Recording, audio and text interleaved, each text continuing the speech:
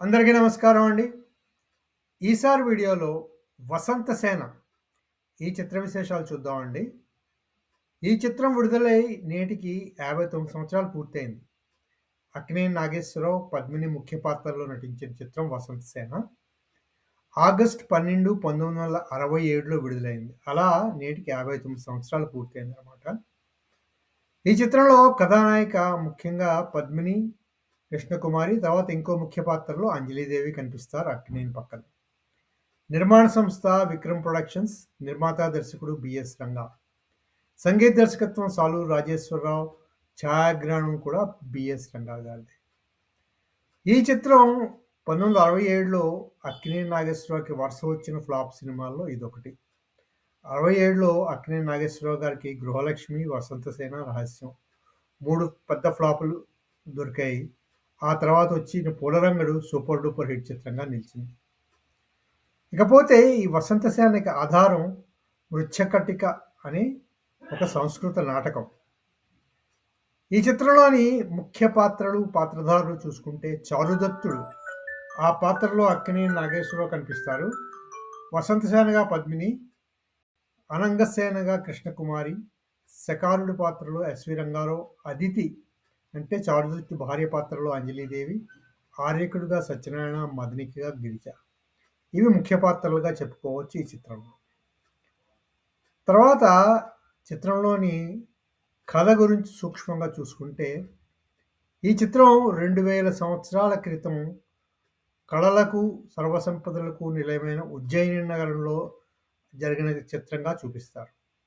చారుదత్తుడు అనే శీల సంపన్నుడైన బ్రాహ్మణుడు అక్కడ ఉజ్జయిని నగరంలో ఉంటాడనమాట. ఇతడు ధన సంపన్నుడు, కళాపిపాసి. వేశ్యామణి అయిన వసంతసేన సంగీత నాట్యాల్లో ఆరితేరిన సౌశల్యవతి. వీరిద్దరూ ఒకరినొకరు కలిసి ప్రేమలో పడకముందే ఉజ్జయిని నగరం శత్రువుల హస్తగతమవుతుంది. ఉజ్జయిని జయించిన పాలక మహారాజు తన బావమరుదైన శకారుని రాజప్రతినిధిగా నియమిస్తాడు. శకారుడి పాత్రలో ఎస్వి రంగారావు గారు కనిపిస్తారు. శకారుని అన్ని అవగుణాలే. ప్రత్యేకంగా అతని దృష్టి వసంతసేన మీద పడుతుంది. కానీ వసంతసేన అతన్ని ధిక్కరించి నిలబడుతుంది. స్వాతంత్రం కోల్పోయిన తన ప్రజల కోసం చారుదత్తుడు సర్వస్వాన్ని కోల్పోయి పేదవాడవుతాడు. ఆర్యకుడు అనే మారుపేరుతో విప్లవీరుడిగా మారి ఇది వరకు బానిసతనం నుండి తాను విముక్తి చేసిన అనంగసేన అనే వీరవనితతో కలిసి సైన్యాన్ని సమీకరిస్తాడు. సర్వకలకుడు అనే చౌరసికాముని ఈ సైన్యాలకు బాసటగా ఉంటాడనమాట. ఎన్ని విధాలుగా ప్రయత్నించిన లొంగని వసంతసేనను శకారుడు అడవికి తీసుకుపోయి గొంతు లొమ్మగా ఆమె సొమ్మసిల్లి పడిపోతుంది. వసంతసేన చనిపోయిందని భావించి శకారుడు ఆ హత్యానేరాన్ని చారుదత్తునిపై మోపి అతని ఉరిశిక్ష విధించుతాడు. ఈ వార్త విన్న వసంతసేన తన ఆరోగ్యాన్ని కూడా లెక్క చేయకుండా దండస్థానానికి పరిగెడి చివరిలో చారుదత్తుని రక్షిస్తుందన్నమాట. ప్రజలు శకారుని శిక్షిస్తారు. అలా ఉజ్జయినికి స్వాతంత్రం లభిస్తుంది. అది స్థూలంగా వసంతసేన చిత్ర కథ అండి. ఈ చిత్రం సాలూరు రాజేశ్వరరావు గారి పాటలన్నీ బాగుంటాయి. ముఖ్యంగా ఓహో వసంత యామిని యామిని యామిని నిన్ను వర్ణింతుని ఏమని ఏమని ఏమని, ఇదే వేళ నా వలుపు నిన్నే కోరెను, అదే వేళ నా తనువు నిన్నే చేరు, కొండలన్నీ వెతికేను కోనలన్నీ తిరిగేను సఖియా, వసంత సొమ్మే వాడిపోయినా విషాదం ఒక్కటే మిగిలిపోయినా. ఈ పాటలు చాలా సూపర్ డూపర్ హిట్లు. ఇంకో ముఖ్యమైన పాట ఈ సినిమాలో బంగారు బండిలో వజ్రాల బొమ్మతో భలే భలే. ఈ పాట కూడా చాలా సూపర్ హిట్ పాట ఈ చిత్రం. ఇంకో 4-5 పాటలు ఉన్నాయి, అవి కూడా బాగానే ఉంటాయి. మొత్తం 10 పాటల్లోని దాశరథి గారు 5 పాటలు సగం పైగా రాశారు. శ్రీశ్రీ గారు 2 రాశారు, కొసరాజు గారు 2 రాశారు, ఒకటేమో నారాయణ రెడ్డి గారు రాశారు. అవండి పాటల విశేషాలు. పాటలన్నీ చాలా చాలా బాగుంటాయి సినిమాలో. అలాగే ఇక నటన గురించి చూసుకుంటే చాలా బాగుంటాయి. అందరూ బాగా నటించారని చెప్పుకోవాలి ఈ చిత్రంలో. ముఖ్యంగా పద్మిని వసంత్ సేన్గా చాలా బాగా నటిస్తారు. అక్కినేని పద్మిని మధ్య వచ్చిన పాటలు కూడా చాలా బాగుంటాయి. కానీ ఎందుకో ఈ చిత్రం ప్రజలకి ఆ రోజుల్లో నచ్చలేదు. అందుకే ఒక సూపర్ ఫ్లాప్ చిత్రంగా అక్కినేని నాగేశ్వరరావు గారికి నిలిచిపోయింది ఇది. అక్కినేని నాగేశ్వరరావు గారి 10% ఫ్లాప్స్లో ఈ చిత్రం కూడా ఒక ఫ్లాప్ చిత్రంగా నిలిచిందనమాట. అవండి వసంత్ సేన ముఖ్య విశేషాలు. ఇంకో విశేషం ఏమిటంటే ఈ వసంత్ సేన చిత్రం మొత్తం 10 సార్లు తీయబడిందండి వివిధ భాషల్లో చూసుకుంటే. మూలకథ చెప్పుకున్నాం కదా! సంస్కృత నాటిక శూద్రక విరచిత మృచ్ఛకటిక. మొట్టమొదటిగా సైలెంట్ సినిమాలు వచ్చిన రోజుల్లో 1920లో మృచ్ఛకటిక అనే పేరుతోనే సుచేతా సింగ్ అనే దర్శకుడి దర్శకత్వంలో మొట్టమొదటిసారిగా ఈ సినిమా వచ్చింది. ఆ తర్వాత మళ్ళీ 1929లో సైలెంట్ సినిమాయే వచ్చింది. మళ్ళీ ఈసారి 'వసంతసేన' అనే పేరుతో. అది దాదాసాహెబ్ ఫాల్కే మన సినిమాలకి ఆద్యుడుగా ఊహించే దాదాసాహెబ్ ఫాల్కే గారు తీశారు. సైలెంట్ సినిమా అన్నమాట. ఆ తర్వాత 1931లో కన్నడంలో వచ్చింది 'వసంతసేన' సినిమా. వైవి రావు తన దర్శకత్వంలో తీశారు ఈ చిత్రాన్ని.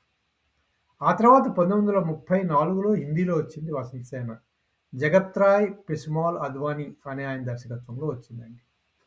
ఆ తర్వాత 1934లోనే బెంగాలీలో వచ్చింది 'రాజనటి బసంత సేన' అనే పేరుతో చారురాయ్ అనే ఆయన దర్శకత్వుడు. రాబీ రాయ్, బీనా, తులసి చక్రవర్తి ముఖ్యంగా ఈ చిత్రంలో ముఖ్య పాత్రలు పోషించారు. ఆ తర్వాత 1936లో తమిళంలో వచ్చింది 'వసంతసేన'. రాజా శాండో పీకే అన్న ఆయన తీశారు ఈ చిత్రాన్ని. ఆ తర్వాత 1941లో కన్నడంలో వచ్చింది 'వసంతసేన' సినిమా. రామయ్య, సిరూర్ అనే ఇద్దరు డైరెక్టర్లు ఈ చిత్రాన్ని తీశారు. సుబ్బయ్య నాయుడు, లక్ష్మీబాయి, ఆర్ నాగేంద్రరావు ఈ చిత్రంలో ముఖ్య పాత్రలు పోషించారు. అంటే సుబ్బయ్య నాయుడు చారుదత్తుడు, లక్ష్మీబాయి ఏమో వసంతసేన, ఆర్ నాగేంద్రరావు ఏమో ఆ విలన్ రోల్ పోషించారు. ఆ తర్వాత 1942లో హిందీలో వచ్చిందండి 'వసంతసేన'. గజానన జాగీర్దార్ అనే ఆయన తీశారు. చారుదత్తుడి పాత్ర ఆయనే వేశారు. తర్వాత ఏమో వనమాల అనే ఆమేమో వసంతసేన పాత్ర, సాహు మోదక్ ఇంకో పాత్ర వేశారు. ఆ తర్వాత మన 1967లో తెలుగులో వచ్చింది 'వసంతసేన'. బిఎస్ రంగా గారు నిర్మాత, దర్శకుడుగా. అక్కినేని నాగేశ్వరరావు, పద్మిని, ఎస్ రంగారావు ముఖ్య పాత్ర. ఆ తర్వాత ఈ చిత్రాన్ని గిరీష్ కర్నాడ్ దర్శకత్వంలో శశి కపూర్ నిర్మించాడు. 1984లో వచ్చింది హిందీలో. 'ఉత్సవ్' అనే పేరుతో ఈ చిత్రాన్ని నిర్మించారండి. శేఖర్ సుమన్ చారుదత్తుడి పాత్ర, రేఖ వసంతసేన, శశి కపూర్ ఏమో సకారుడి పాత్ర వేశారు. ఈ చిత్రాన్ని కొంచెం ఎరోటిక్ చిత్రంగా తీసి చూపించారు హిందీలో. గిరీష్ కర్నాడ్ దర్శకత్వం అని చెప్పుకున్నాం కదా! చాలా మంచి దర్శకుడిగా కన్నడంలో పేరు తెచ్చుకున్న గిరీష్ కర్నాడ్ ఆ రోజుల్లో ఈ చిత్రాన్ని 'ఉత్సవ్' పేరుతో మృచ్ఛకటికను తీశారు. అవండి విక్రమ్ ప్రొడక్షన్ వారి 'వసంతసేన' సినిమా. అలాగే మృచ్ఛకటికం ఆధారంగా తీసిన 10 సినిమాల వివరాలు కూడా ఈ చిత్రంలో ఈ వీడియోలో పొందుపరిచాను. ఈ వీడియో విశేషాలు మీకు నచ్చితే సబ్స్క్రైబ్ చేయండి, షేర్ చేయండి, లైక్ చేయండి. అలాగే 'వసంతసేన' చిత్రం గురించి మీకు తెలిసిన విశేషాలు కూడా కామెంట్స్‌లో పెట్టండి. మళ్ళీ ఇంకో వీడియోతో మరికొన్ని విశేషాలతో మరోసారి కలుసుకుందాము. అంతవరకు సెలవు. Thank you very much.